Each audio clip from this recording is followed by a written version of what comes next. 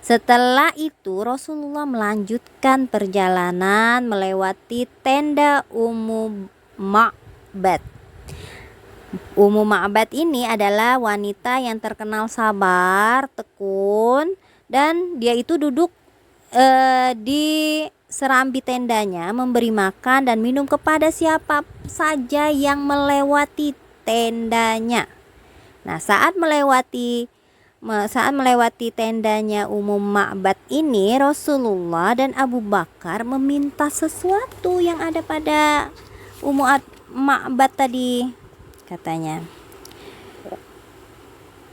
Ummu Ma'bad ngomong kayak gini, demi Allah, andaikan kami mempunyai sesuatu, tentulah kalian tidak kesulitan mendapatkan suguhan. Sementara domba-domba itu tidak ada yang mengandung, dan ini adalah tahun paceklik, kata Ummu Ma'bad. Rasulullah pun memandangi seekor domba betina di samping tenda. Beliau bertanya, ada apa dengan domba betina ini, wahai Ummu Ma'bad?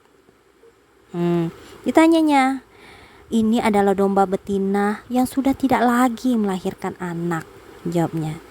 Apakah ia masih mengeluarkan air susu? Tanya beliau. Ia sudah terlalu tua dan dia sudah terlalu tua untuk itu, jawab Ummu Ma'bad. Apakah engkau mengizinkan bila aku memerah susunya? Boleh, demi ayah dan ibuku, jawab Ummu Ma'bad. Jika memang engkau melihat domba itu masih bisa diperah susunya, maka perahlah, kata Ummu Ma'bad. Lalu beliau pun mengusap kantong kelenjar susu domba itu dengan menyebut asma Allah dan berdoa. Seketika itu kantong kelenjarnya menggelembung dan besar. Beliau meminta bejana milik Ummu Ma'bad, lalu memerah susunya dan menadahinya dengan bejana itu. Susu itu beliau berikan kepada Ummu Ma'bad dan langsung meminumnya hingga kenyang. Beliau juga memberikan susu itu kepada rekan-rekannya hingga mereka kenyang. Lalu beliau sendiri yang minum. Kemudian beliau memerah lagi hingga bejana itu penuh, lalu meninggalkannya untuk Ummu Ma'bad. Setelah itu mereka melanjutkan perjalanan. Nah ya, tak berapa lama suaminya Ummu Ma'bad tadi datang sambil menggiring domba-domba yang kurus dan lemah. Dia tidak bisa, suaminya tadi heran ya, menutupi keheranannya saat melihat air susu ada di samping istrinya. Jadi dia bertanya kepada Ummu Ma'bad, dari mana ini? Tanya Abu Ma'bad. Padahal domba-domba itu mandul, tidak mengandung dan tidak bisa diperah di dalam rumah. Nah, Ummu Ma'bad bercerita, tidak, demi Allah, tidak ada seorang laki-laki yang lewat membawa berkah. Bicaranya begini dan begini, keadaannya begini dan begini. Nah, itu ya. Demi Allah, itu adalah salah seorang kaum Quraisy yang sedang mereka cari-cari.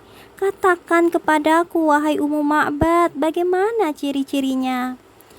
Kata Abu Ma'bad. Maka Ummu Ma'bad pun menyebutkan ciri-ciri beliau secara jelas, seakan-akan orang yang mendengarnya bisa melihat secara langsung tentang sifat beliau, nanti sifat-sifat Rasulullah ya.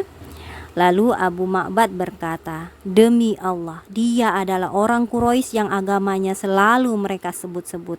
Sebenarnya aku ingin sekali ikut bersertanya, dan aku benar-benar akan melaksanakannya jika ada jalan untuk itu. Pada saat itu terdengar suara nyaring di Mekah yang bisa didengar oleh penduduk Mekah.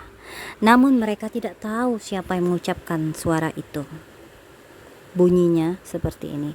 Allah, penguasa Arsy, melimpahkan pahala yang terbaik. Dua orang yang lemah lembut lewat di tenda Ummu Ma'bad. Nah, mereka melanjutkan perjalanan setelah singgah barang sejenak. Sungguh beruntunglah orang yang selalu menyertai Muhammad. Ceritakanlah apa yang disingkirkan Allah dari kalian karena perbuatan orang-orang yang tidak mendapat balasan. Bani Ka'ab benar-benar menjadi hina, tanah yang subur, adalah tempat duduk bagi mereka yang percaya. Tanyalah saudari kalian tentang domba dan bejananya. Jika kalian tanyakan domba itu, tentu akan melihatnya.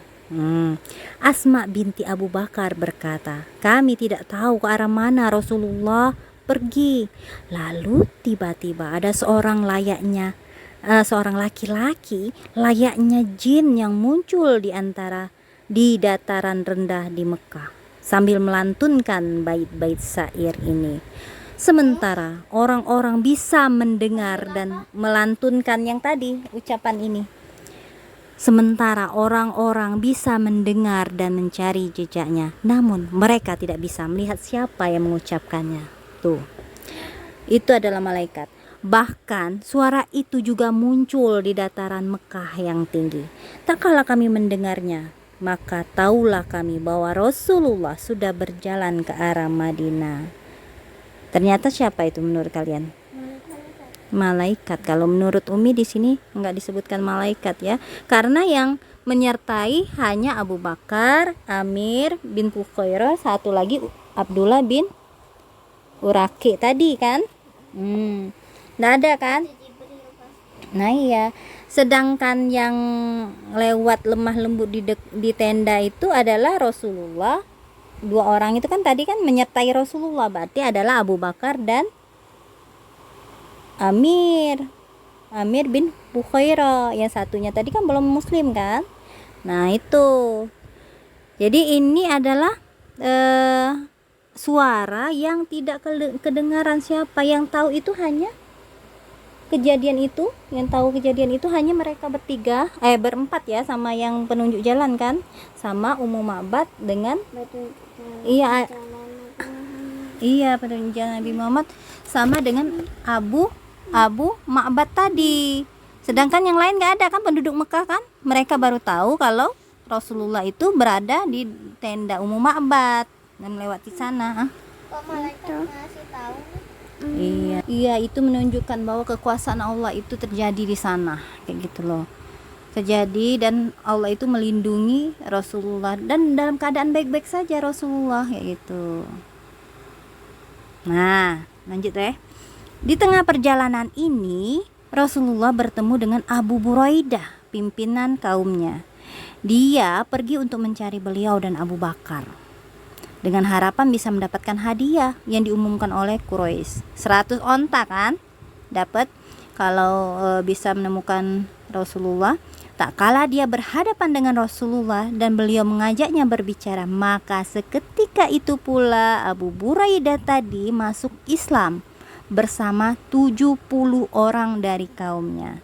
Dia melepas kerudung kepalanya dan mengikatnya di tombak sebagai bendera dan berseru bahwa pimpinan yang membawa keamanan dan perdamaian telah datang untuk memenuhi dunia dengan keadilan. Jadi pada perjalanan Rasulullah menuju Madinah, Rasulullah pun tetap berdakwah dan dia Rasulullah berhasil membuat orang itu masuk Islam ya.